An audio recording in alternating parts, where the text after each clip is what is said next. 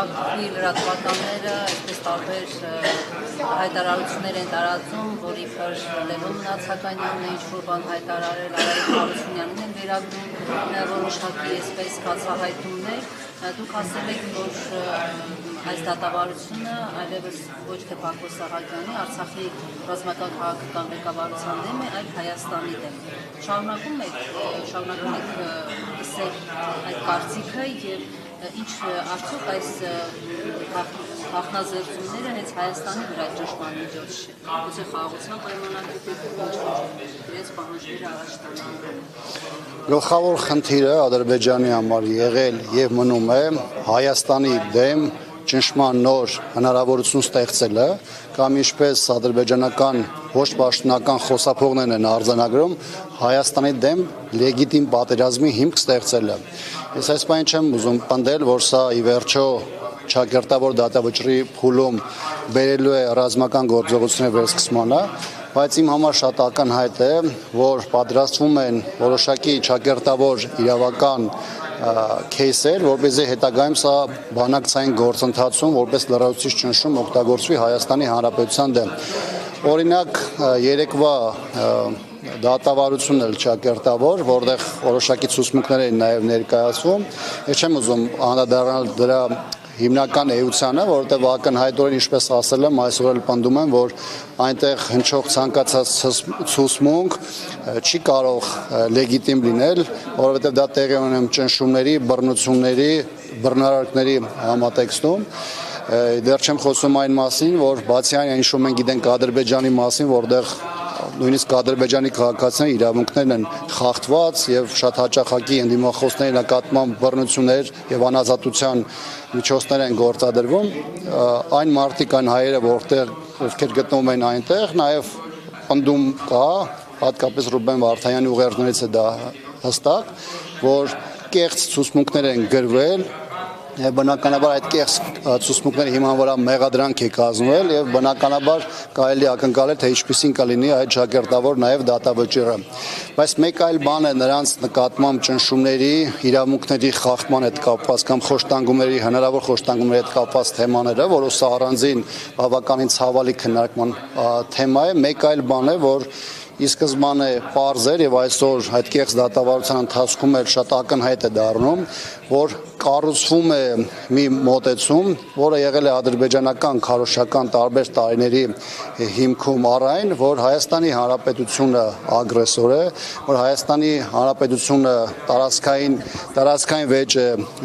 հրահրել Ադրբեջանի դեմ, որ Հայաստան օկուպացրել է այսպես կոչված ադրբեջանական տարածքները եւ այլն, եւ նրանք փորձում են ճնշումների եւ կյանքի սպառնալիքների միջոցով նաեւ ստանալ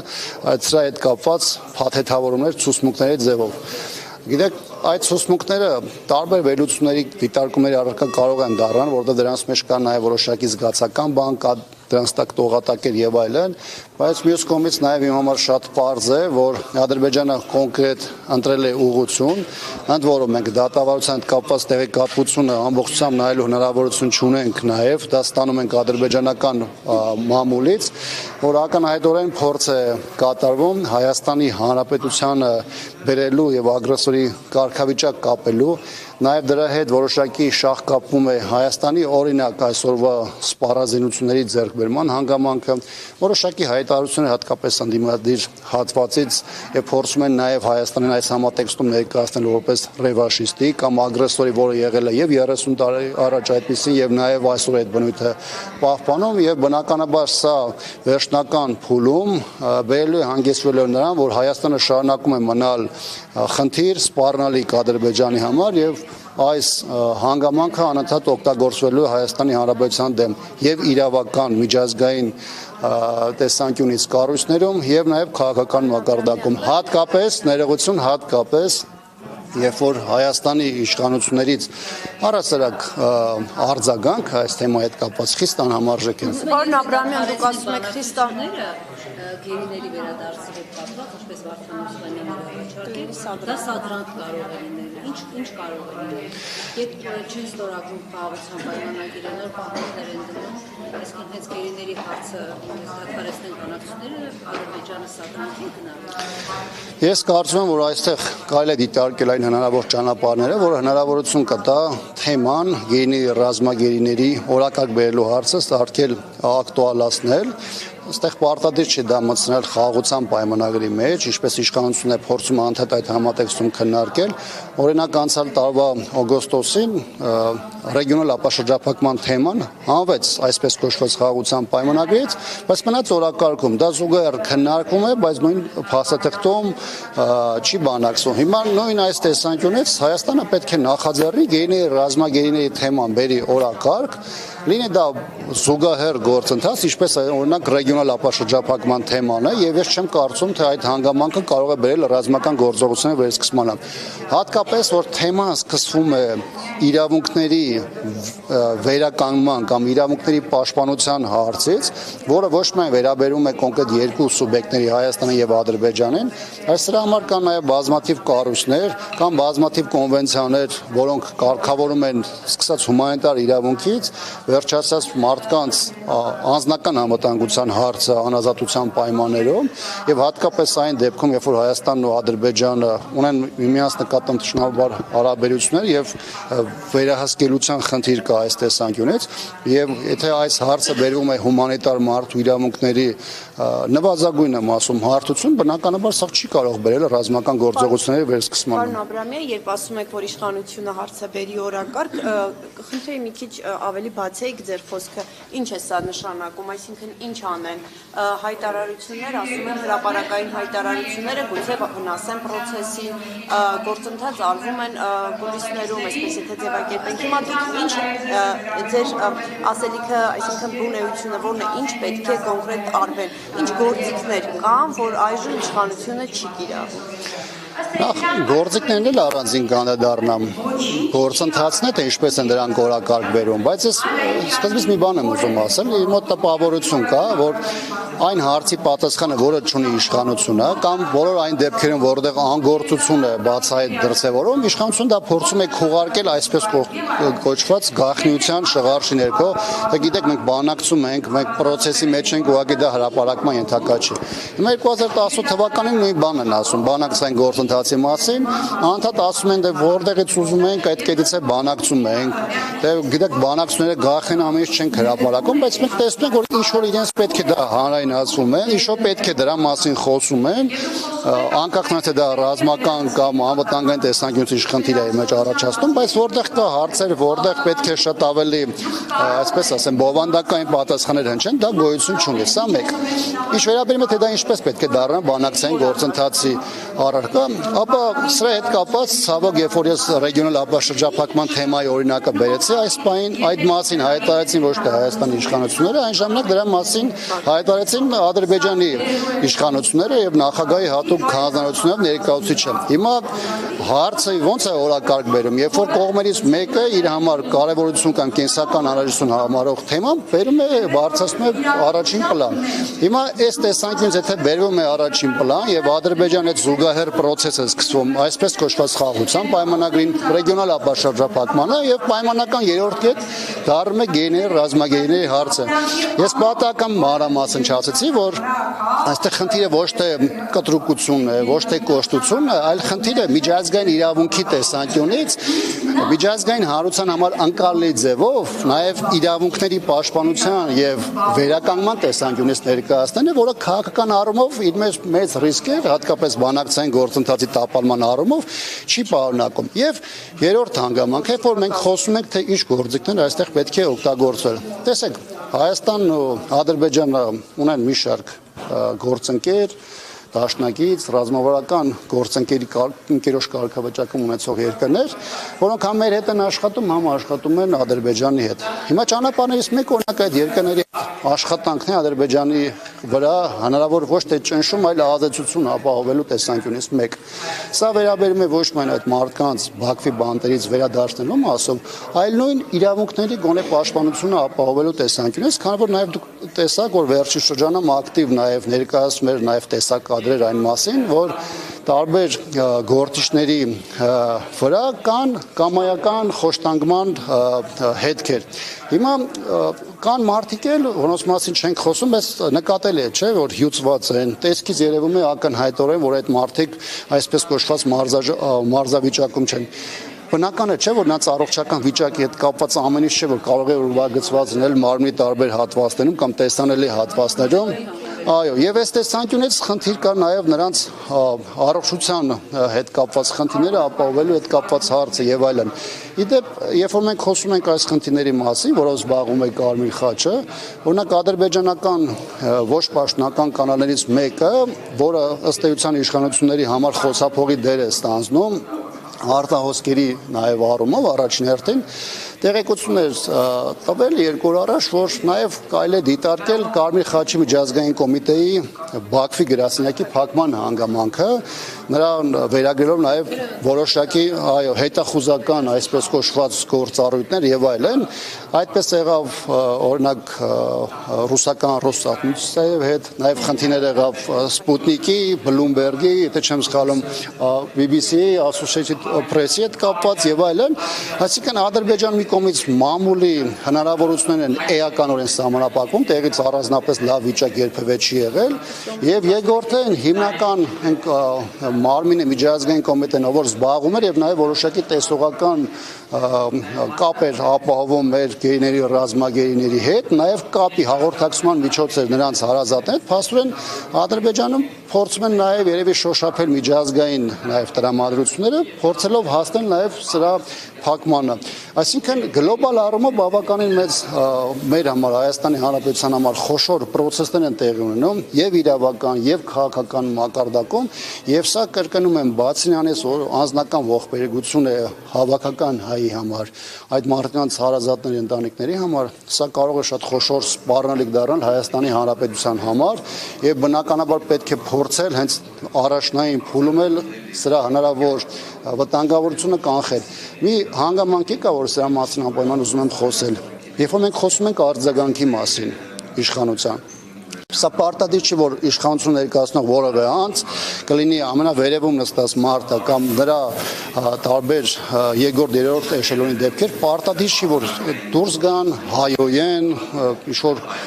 Ադրբեջանի սպառնան պատերազմով եւ այլն եւ այլն։ Սրա համար միջազգային նախադեպեր կան նաև միջազգային կոնվենցիաներ, միջազգային իրավունք ունի որոշակի կարգավորներ։ Պետք է փորձել մի կողմից միջազգային ընկալման տեսանկյունից Հայաստանի շուրջ ճիշտ միջավայր ձևավորել, որ Հայաստանի Հանրապետության ասելիքը բոլորի համար եւ ներսում եւ դրսում դառնա ընկալելի, եւ երկրորդը, երբ որ դու 1, 2, 3, 4, 5 անգամ չես հակադարձում դաշտում արկա մոտեցումների, որ այս պահին Ադրբեջանն է հերում, սա որոշակի շրջանակների համար սկսում է կամաց վերածվել որպես փաստի։ Եվ այս տեսանկյունից ադրբեջանական գործը շատ ավելի է հեշտանում եւ նրանց ճնշման միջոցները, որոնք մի քանի տարի առաջ կարող էին ֆանտազիայի ժանրից թվալ, բայց նրանք որոշակի փուլում եկել սկսում են մարդկանց համար դիտվել որպես փաստեր։ Դրա համար եմ ասում, երբ որ մենք խոսում ենք ակտիվության մասին, պետք է ճիշտ հասկանանք ակնկալիքը եւ առասարակ Հայաստանի Հանրապետության անելիքները։ Իմադրությունը պարոն Աբրամյանը Ռուբեն Վարդանյանի ցույցերի ժամանակ, որի մեկնել է մասնակցում, կարծիքը հնչեց, որ հրահանգ կա հատկապես Հակո Սահակյանի եւ Ռուբեն Վարդանյանի, որը Արցախի պետնախարար է եղել, Մամել Գրիգորյանի օրը եղել է այնտեղ, որովհետեւ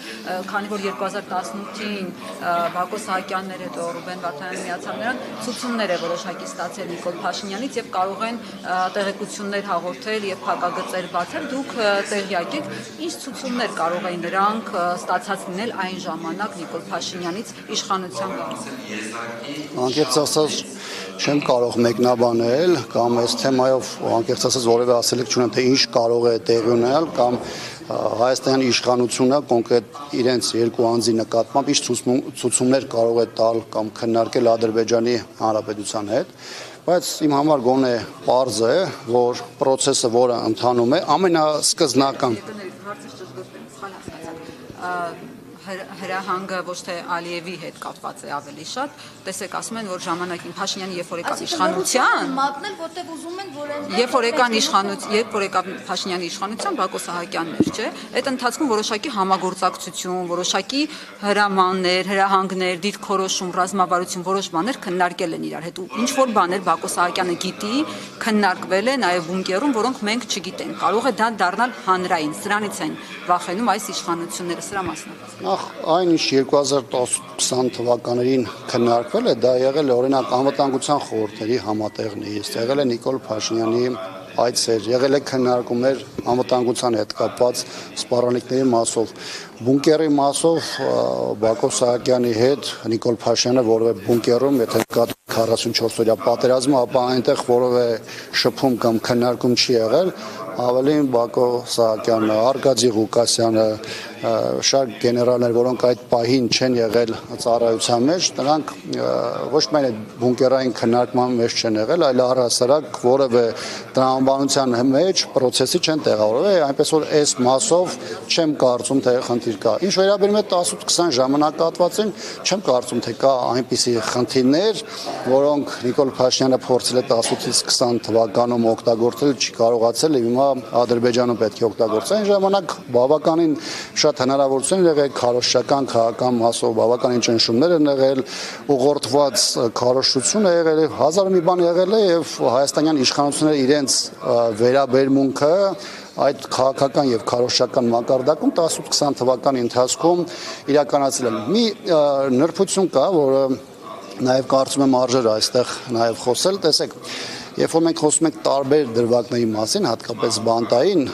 մեր գերիների, ռազմագերիների հետ կապված, նաև մենք պետք է շատ զգույշ լինենք ոչ թե բանակցությունների նրբանկատության տեսանկյունից, այլ նրա, որ դրանք շատ ծանր են ազդում նաև նրանց ընտանիքի անդամների վրա, կան հանգամանքներ, որոնք մեր համար միգուցե նաև մասնագիտական կամ քաղաքական առաջնահերթություն են վեր հանելու, բայց նրանց ընտանիքների համար դրանք կրկնակի եւ երակի ողբերգություն են, ինչի հետ դեսանթատ առնչվում եմ նաև այս մարդկանց շատերի ընտանիքների հետ կապեր ունենալով նրանց հետ մշտական շփումը ապահովելու ժամանակահատվածում, դրա համար նաև իմ խնդրանքն է, որ այս թեմաներին նաև դուք էլ որոշակի նրբությամբ մոտենաք, չնայած այս ընթացքում որևէ բան իհարկե չի խախտվել, ես նաև ընդհանուր առումով եմ սա հնչեցնում, ամեն դեպքում պետք է նրբանկատությունը պահպանենք։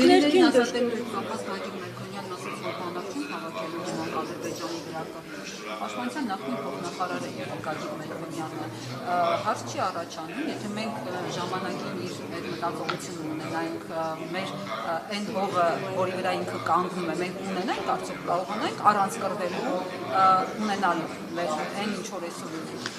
Գիտեք, երբ որ մարդիկ են հայտարարություն հնչեցնում, որոնք կամ Արցախում առհասարակ չեն եղել կամ առողջություն չեն ունեցել, ես մի քիչ ուրիշ ձևով եմ այդ հայտարարությունները մեկնաբանում, բայց երբ որ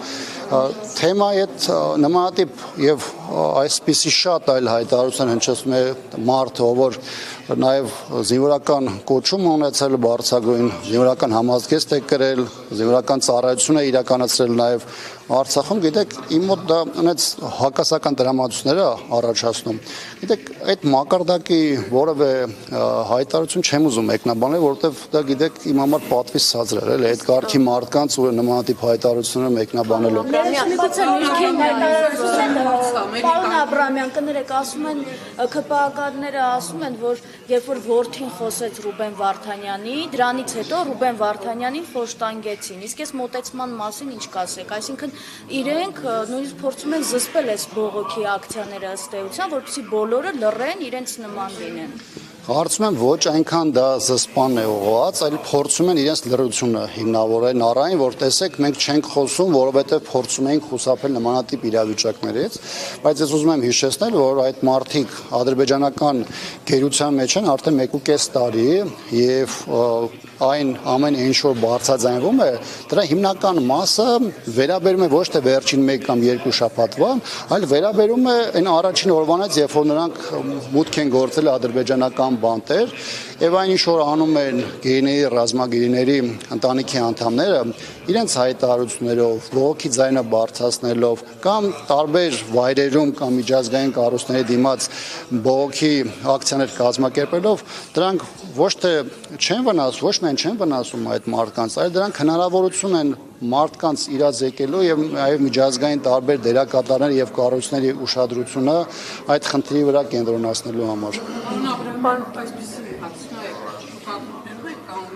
Մենք ինքներս չենք տվել այդ գործիքները Ադրբեջանի ձեռքը այդպիսի դատավարություններ անեն։ Օրինակ, եթե ճանաչում ենք Ալմաթայի պայմանագրով Արցախը Ադրբեջանի մաս, այդ դեպքում 2020-ին Հայաստանը զինուժը ինչ է ուղարկել ոչինչ տարածք։ Նայեք ինչ գործիք ենք տվել Ադրբեջանի ձեռքը եւ իրոք այդ դատավարությունները կարող են շուտ գալ ոչ միայն Հայաստանի, այլև նրա ղեկավարության դեմ, ովքեր այդ պայն եղել են պատերազմի ժամանակ ղեկավար։ Տեսեք, բավականին նուրբ, բարդ եւ շատ սպառանլիքներ վերաբերող թեմա եք բարձրաձայնում, ինչը անընդհատ օդում կախված է։ Ես նաեւ սա նկատի ունեի, երբ որ ասում էի, որ ադրբեջանական այդ կեղծ դատավարությունների միջոցով փորձ է արվում ճակերտավոր հիմնավորում, իրավական հիմնավորում ապահովել Հայաստանի դեմ տարբեր տարիների կախված ոչ այդքան խնդրահարույց կամ ակտուալություն չունեցող այն թեմաներին, որոնք այսօր բերվել է եւ դարել է լուրջ սպառնալիք Հայաստանի Հանրապետության դեմ։ Իհարկե, ձեր ասած մի շարք ուղղություններով այսօր էլ ես տեսնում եմ այդ կեղծ դատավարության ընթացքում, թե ինչպես է թեմաներ հասունացվում, էփվում եւ բնականաբար դա Հայաստանի առաջին հերթին Հայաստանի Հանրապետության անգործության, լռության կամ ոչ արդյունավետ պայքարի պարագայում բնականաբար օգտագործվելու Հայաստանի Հանրապետության դեմ։ Ընդ որում, երբ որ այն օգտագործվի Հայաստանի Հանրապետության դեմ, այս process-ը չի նայելու ով է եղել նախորդ իշխանությունները, ովքեր են գործող իշխանությունները, ովքեր են հաջորդ իշխանությունները, ես պատական չեմ ասում, որ դա process է, որը աշխատում է Հայաստանի Հանրապետության դեմ, եւ դա կարող է իր խորը ազդեցությունը դեռ տասնամյակներով թողել Հայաստանի Հանրապետության նաեւ անվտանգության միջավայրի վրա։ Արդյոք ներքին նաեւ դժգոհությունները չպետք է զարգացնել, որովհետեւ մենք տեսնում ենք, որ բողոքի ակցիաները այս առումով իրականում են, բայց շարունակական չեն լինում, հստակ գործողություններով չեն ուղեկցվում կամ մի քանի հոգով են կազմակերպում, այսինքն շարունակական բնույթ կրի այս առումով արդյոք բավարար են քայլերը, որոնք արվում են։ Գիտեք, կան քայլեր, որոնք իրականացվում են եւ միմյանց չեն հակասում, այսինքն այն ինչ որ պետք է աներ պետություն կամ միգուցե ինչ որ պետք է անի հետագայում պետությունը, դրանք չեն կարող հակասության մեջ գտնվել քաղաքացիների ակտիվ քաղաքական կամ քաղաքացիական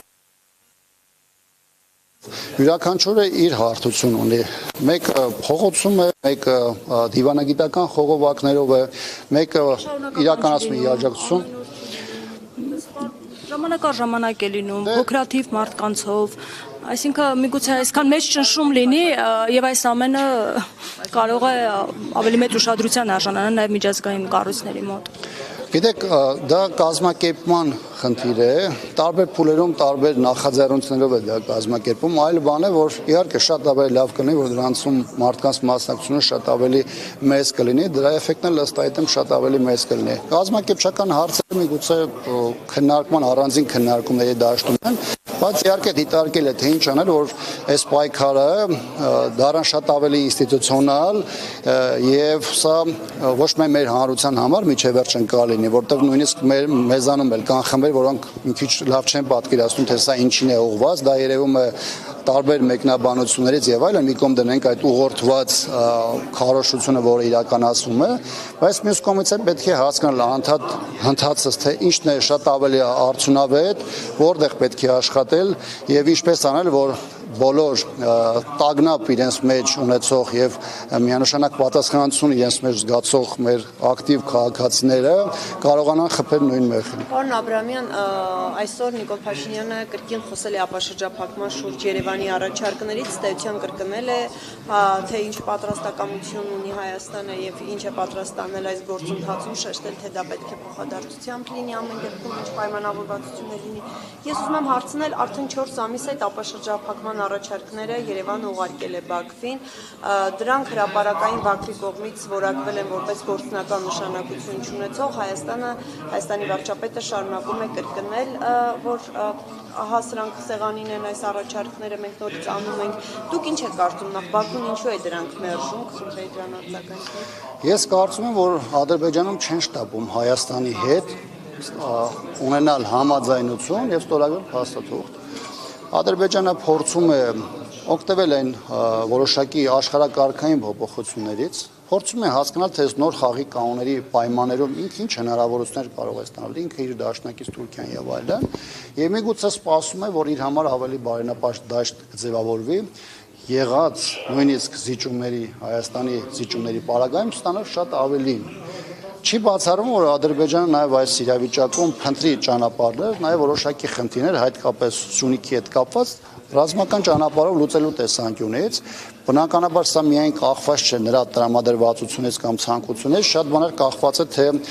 ռեգիոնալ եւ աշխարհակաղակական տեսանկյունից ինչպիսի իրադրություն կլինի եւ ընդհանուր դինամիկան կամ միգուցե դա ամենահարմար բառը չի, թրենդը որ ուղղությամբ կգնա, որովհետեւ եթե տարբեր երկրներ հայտարարում են, որ իրենց համար այսինչ զոնան կենսական շահերի զոնա է եւ նրանք փորձում են այնտեղ տեղավորվել, տեղակայվել տարբեր կարգավիճակներով։ Հիմա միգուցե Թուրքիան եւ Ադրբեջանը փորձում են հասկանալ, թե իրենք այս ստեղծված նոր աշխարհակարգի պայմաններով ինչ հնարավորություններ կարող են ստանալ եւ իրենց կողմից օրինակ ուժի կիրառումը իրենց մասով ինչ խնդիրներ կառաջացնի կամ միգուցե նույն հնարավորություններ կառաջացնի, բայց իմ համար շատ ակնհայտ է, որ Ադրբեջանը արհեստականորեն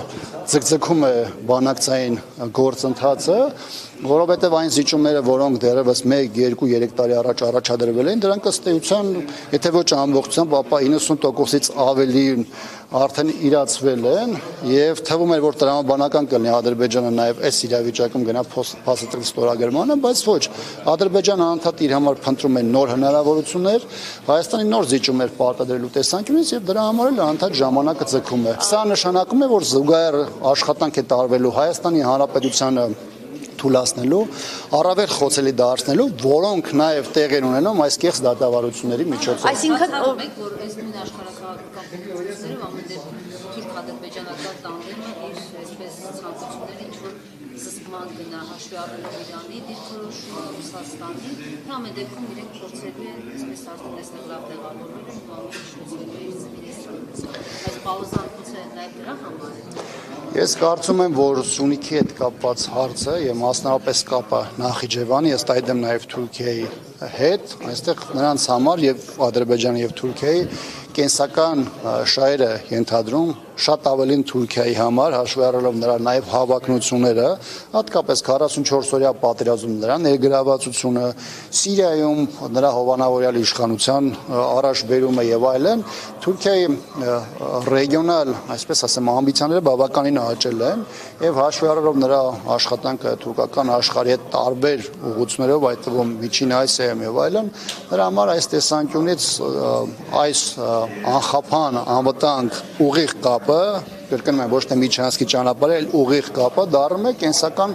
անհրաժեշտություն, ընդ որում դրա մասին չեմ էլ թաքցնում, եւ այս տեսանկյունից իհարկե մեր համար բավականին ռիսկային ժամանակահատված է։ Ես կարծում եմ, որ կողմերը փորձում են հասկանալ տարբեր ռեգիոններում Միացյալ Նահանգների, նաև Ռուսաստանի հնարավոր դիրքորոշումները, հասկանալու թե այս կամ այն դեպքում դա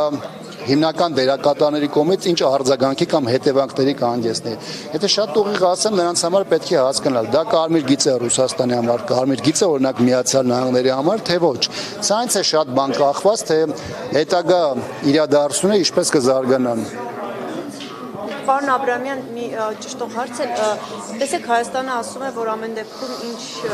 ընթացակարգ է, ինչ գործիքներ են կիրառվել այդ ապաշրջափակման առաջարկներում, լինելու է փոխադարձության սկզբունքով, այսինքն Հայաստանի համար դա այսպես սկզբունք է եւ պայման։ Եվ նաև նշվում է, որ ամեն դեպքում այս մասով քննարկումները հստակ չէ, թե Ադրբեջանի դիրքորոշումը ինչպիսին է։ Դուք ինչ եք կարծում, եւ շեշտվում է, որ Հայաստանը որևէ միակողմանի պարտավորություն չի ստանձնել։ Կուզեի սրան արձագանքել եւ ինչ եք կարծում, ի վերջո Ադրբեջանը փոխադարձությամբ կհամաձայնի, թե դա էլ է տեղավորում ձեր նշած սպասելու տրամաբանության մեջ։ Եթե նայենք տրամաբանությունից, բնականաբար բանակցային գործընթացը, հատկապես երբ որ այն խոսում է առաջներթին տնտեսական շահավետության տեսանկյունից, բնականաբար տրամաբանական է դիտվում, եթե դա փոխադարձության սկզբունք է ունենում, դա ցանկացած բանակցությունների հիմքն է։ Բայց Ադրբեջանը շատ հստակ ասում է, որ ինքը Հայաստանի հետ բանակցությունում օգտագործում է իր գերակա դիրքը, որը ինքը ստացել է պատերազմի հետևանքով։ Եվ երկրորդ հանգամանքը, որը բավականին կասկած է առաջացնում մեր հասարակության շրջանում եւ դրա մասին անդադ բարձրաձայնվում են, այն է, որ Հայաստանը շատ դեպքերում առաջադրել է սկզբում, որը իր համար կարեւոր է, առաջնահերթություն է, նույնիսկ կարմիր գիծ է, բայց հետագայում դա խախտվել է եւ որևէ հետևանք չի ունեցել։ Հիմա նույն իշխանությունն է, որը հայտարարում էր, որ ինքը Արցախի բանակցային գործընթացում առաջադրում էր մոտեցում, որը պետք է ընդունել լիներ Արցախի ժողովրդի, Ադրբեջանի ժողովրդի եւ Հայաստանի ժողովրդի համար։ Հիմա մի փուլում մենք բոլորս ցավոք տեսանք, որ լուծումը բավարարեց մենակ Ադրբեջանի ժողովրդին։ Բնականաբար հիմա որևէ մեկը երաշխիք չունի, որ այս նույն իշխանության հնչեցրած որևէ մոտեցում վաղ լինել է կենսունակ կամ աշխատելու են դրա հիման վրա այս process-ը հանգուցալուծվելու։